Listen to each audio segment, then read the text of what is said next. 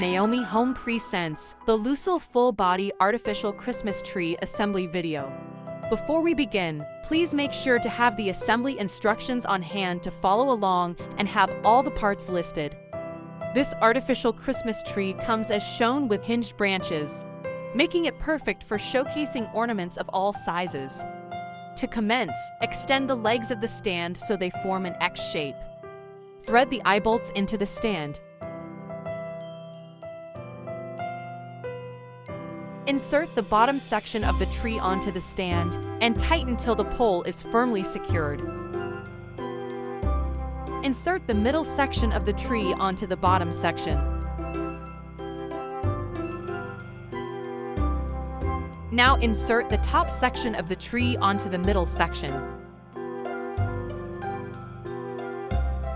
Fluff up the tree and fill in any gaps or holes, and the tree will look more full.